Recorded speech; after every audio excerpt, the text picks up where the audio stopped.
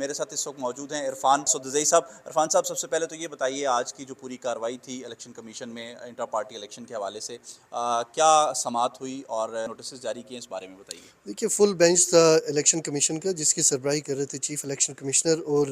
اکبر S Babar اس میں مین petitioner تھے۔ 12 petition پہلے تھی اور 2 آج آئی ہیں، 14 ہو گئی ہیں۔ اور یہ 14 پٹیشنز کے اوپر 12 کے اوپر بنیادی طور پہ معاملہ یہ تھا کہ انہوں نے دیکھنا تھا کہ قابل سماعت ہیں یا نہیں، جو انہوں نے اس کے اوپر پلی لی ہوئی ہے وہ اس کو انہیں سننا چاہیے یا نہیں۔ تو آج فیصلہ ہوا کہ 12 دسمبر کو اس کے اوپر سماعت ہوگی، قابل سماعت قرار دے کے انہوں نے پی ٹی آئی کو نوٹس کر دیا، اور وہ آئیں گے 12 دسمبر کو، اور اس کے بعد بات آگے چلے گی۔ اکبر ایس بابر نے آج جو پی ٹی آئی کے اوپر جو الزامات عائد کیے، انہوں نے کہا کہ 2 طرح کی، انہوں نے کہا کہ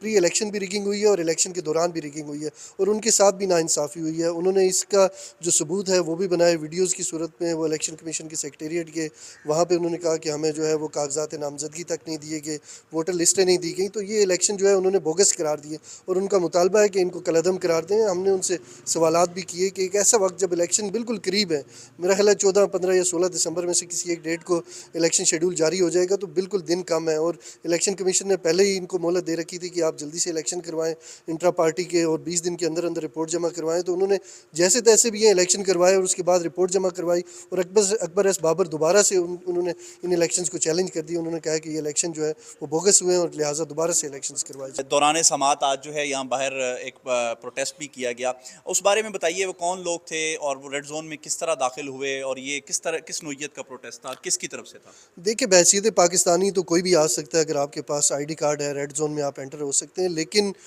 کچھ شکوک و شبہات تو ہیں جب اس طرح کی چیزیں کوئنسیڈنس ہوتے ہیں۔ اکبر ایس بابر جو مین پٹیشنر ہے، ان کے ساتھ 12 پٹیشنر، 11 اور آنا اور 2 آج آ جانا، اور پھر ایک ہی دن میں ان کا کیس لگنا، یہ تھوڑی چیزیں، یعنی جب آپ جائزہ لیں اس کا تو تھوڑا سا لگتا ہے کہ کہیں نہ کہیں سے ان کی تاریں جڑی ہوئی ہیں۔ اور دوسرا، لوگ جب آ جاتے ہیں، یعنی 12-14 لوگ، 25-30 لوگ جو آ جاتے ہیں پٹیشنرز کے حق میں، اور وہ بھی نعرے لگا رہے ہیں کہ الیکشنز کو کالعدم قرار دیں۔ ایک جانب اس وقت جب پی ٹی آئی کے ساتھ اس حد تک زیادتی ہو رہی ہے کہ ان کے کارکنوں کو اٹھایا جا رہا ہے، جیلوں میں ڈالا جا رہا ہے، ان سے توبہ کروائی جا رہی ہے سیاست سے، تو یہ چند لوگ جو آگے آ کے کہہ رہے ہیں کہ پی ٹی آئی کے جو الیکشنز ہوئے ہیں وہ کالعدم قرار دیں، لوگوں کی ہمدردیاں اس ٹائم پی ٹی آئی کے ساتھ ہیں۔ تو اکبر ایس بابر نے تو کہا ہے کہ میرا ان کے ساتھ کوئی ناطہ نہیں ہے، وہ اکبر ایس بابر کے حق میں نعرے لگا رہے ہیں، تو لوگ سمجھتے ہیں کہ یہ کون ہے، کہاں سے ہیں۔ اچھا عرفان سدزئی صاحب، یہ بتائیں کہ اگر یہ کالعدم قرار دے دیے جاتے ہیں الیکشن، اور دوبارہ الیکشن ہوتے ہیں، پھر جو بھی چیئرمین نیا بنتا ہے، اس کے بعد آپ جو عام انتخابات ہیں ان کو پھر کس طرح ہوتا ہوا دیکھ رہے ہیں؟ کوئی لیول پلینگ فیلڈ کا موقع مل رہا ہے؟ دیکھیں، لیول پلینگ فیلڈ تو پہلے بھی نہیں ہے پی ٹی آئی کے حوالے سے، ساری سیاسی جماعتیں ایک دوسرے کے اوپر الزام لگا چکی ہیں کہ انہیں لیول پلینگ فیلڈ نہیں مل رہی۔ جو پیپلز پارٹی ہے وہ کہہ رہی ہے کہ انہیں پنجاب میں نہیں ہے، مسلم ایم کیو ایم جو ہے وہ کہہ رہی ہے انہیں سندھ میں نہیں ہے، بہت ساری جماعتیں کہہ رہی ہیں کہ کے پی کے میں نہیں ہے۔ مولانا فضل الرحمان خود کہہ چکے ہیں کہ کے پی کے اور بلوچستان میں جو ہے وہ حالات ایسے نہیں ہیں کہ الیکشنز ہوں، اور مغرب کے بعد تو پولیس بھی گشت نہیں کرتی، تو دہشت گرد سر عام گھوم رہے ہیں، پولیس کے کنٹرول میں چیزیں نہیں ہیں۔ تو ایسی صورت میں انتخابات نہ ہونا یا نہ ہونا یہ ایک الگ بات ہے، لیکن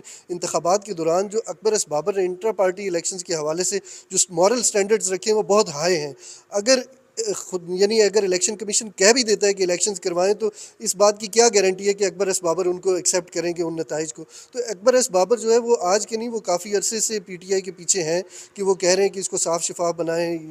کہ عمران خان جو ہے وہ پارٹی کے تحت چیئرمین نہیں رہ سکتے، لیکن دوسری جانب وہ خود مانتے ہیں کہ انہوں نے پارٹی کی برانڈنگ کی اس حد تک کی کہ پی ٹی آئی کو ہی عمران خان کا نام دے دیا، تو اب کیسے اس کو علیحدہ کیا جا سکتا ہے؟ ورکرز کو یہ تسلیم کرنے کے لیے تیار نہیں ہے اس وقت۔ تو عرفان صاحب، آپ کیا سمجھتے ہیں اس وقت جو گراؤنڈ ہے وہ مسلم لیگ نون کے لیے بنایا جا رہا ہے؟ دیکھیں، یہ کہنا قبل از وقت ہوگا، لیکن لوگ جو دیکھ رہے ہیں وہ ایسے ہی ہے کہ مسلم لیگ نون کے لیے مشکلات نہیں ہیں۔ جس طرح سے ان کو عدالتوں سے ریلیف مل رہا ہے، بڑی تیزی سے اسپیڈی جسٹس ان کو مل رہا ہے، اور لگ رہا ہے کہ نواز شریف کو الیکشن لڑنے کے لیے راہ ہموار کی جا رہی ہے۔ تو ابھی سب جوڈس سے معاملہ کورٹ کے اندر ہے، جو ابھی العزیزیہ والا ہے، اس کے بارے میں تو کچھ کہنا قبل از وقت ہے، لیکن لگ یہ رہا ہے کہ کیس جو ہے وہ کافی حد تک کمزور ہو چکا ہے، نیب اس سے پیچھے جا چکی ہے، اور میرا خیال ہے ایک آدھ پیشی کی اور مار ہے، اور اس کے بعد میاں نواز شریف الیکشن کیمپین میں ہوں گے، الیکشن لڑیں گے، اور مسلم لیگ نون کو میرا خیال ہے کافی حد تک سپورٹ ہوگی نون لیگ سے۔ آپ الیکشن کا جو ماحول ہے اس وقت پاکستان میں وہ کس طرح کا دیکھ رہے ہیں، اور کیا آپ سمجھتے ہیں کہ اس وقت پی ٹی آئی کا جو کارکن ہے وہ چھپا ہوا ہے، وہ باہر نہیں نکل رہا اوپنلی؟ دیکھیں پی ٹی آئی کا جو کارکن ہے وہ بہت کمیٹڈ ہے. انہوں نے پہلے اظہار کیا، ان کے ساتھ تھوڑی سختیاں ہوئیں، اب وہ پیچھے ہٹ گئے ہیں، لیکن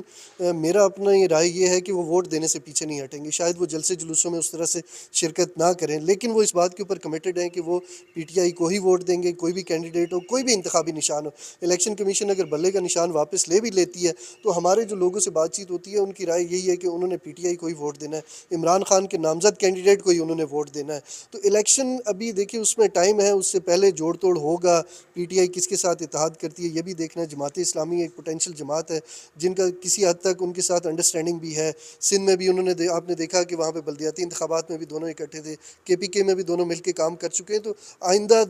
اس کو اگنور نہیں کیا جا سکتا کہ دونوں جماعتیں مل کے الیکشن لڑیں. دوسری جانب پیپلز پارٹی نے بڑے تحفظات کا اظہار کیا. انہوں نے کہا ہے کہ مسلم لیگ نون جو ہے وہ ان کے گڑھ میں ایم کیو ایم کے ساتھ اور جے ڈی اے کے ساتھ اتحاد کر رہی ہے تو پھر وہ مجبور ہوں گے. لگتا یہ ہے کہ پنجاب میں پی ٹی آئی کے ساتھ اتحاد کرے تو صورتحال ڈے ٹو ڈے چینج ہوگی ابھی آگے. بہت شکریہ.